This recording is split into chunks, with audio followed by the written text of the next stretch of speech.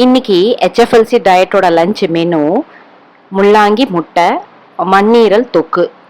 ஈஸியான கம்ஃபர்ட்டான ஃபுட்டு தாங்க இன்னைக்கு. வாங்க இந்த ரெசிபியை பார்க்கலாம். முள்ளாங்கி முட்டைக்கு முள்ளாங்கியை 2 மீடியமை திருவி வச்சுக்கோங்க. அதுக்கு தேவையான வெங்காயம், பச்சை மிளகாவை எடுத்து வச்சுக்கோங்க. அதே போல் தொக்குக்கு தேவையான வெங்காயம், தக்காளியும் கட் பண்ணிக்கோங்க. ஒரு கடாயில் 2 டீஸ்பூன் எண்ணெயை விட்டு சீரகம் போட்டு தாளித்து சின்ன மீடியம் சைஸ் வெங்காயம் 2 பச்சை மிளகாவை போட்டு நல்லா வதக்கி விட்டுக்கோங்க.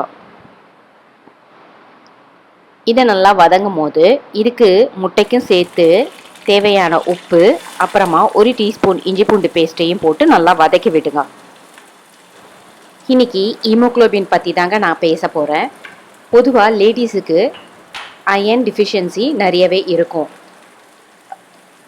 ப்ரெக்னெண்ட்டாக இருக்க லேடிஸ், அப்புறம் பியூபர்ட்டி அட்டன் பண்ண கேர்ள்ஸு, அதுக்கப்புறமா மெனோபா ஸ்டேஜில் இருக்க லேடிஸ்க்கு.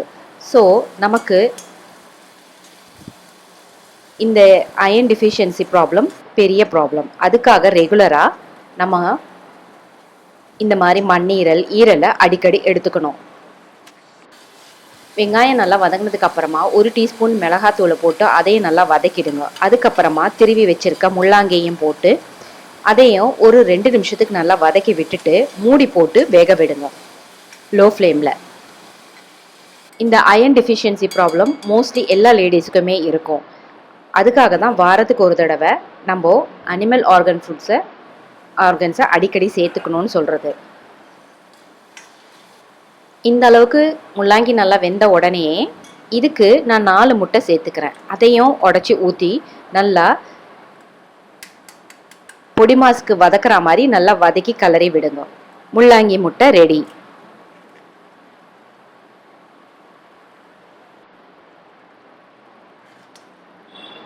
நம்ம வெஜிடபிள்ஸை விட இந்த மாதிரி அனிமல் ஆர்கன் சாப்பிட்றதுனால நிறைய ஹீமோக்ளோபின் நமக்கு இன்க்ரீஸ் ஆகுது. கூடவே விட்டமின் சியும் நம்ம சேர்த்துக்கணும். அப்போ தான் அயர்ன் அப்சார்ப்ஷன் இருக்கும்.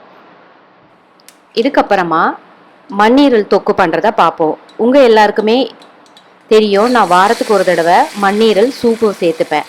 அந்த சூப்பை பண்ணிவிட்டு மண்ணீரலை மட்டும் தனியாக ஸ்ட்ரெயின் பண்ணி எடுத்து வச்சுப்பேன்.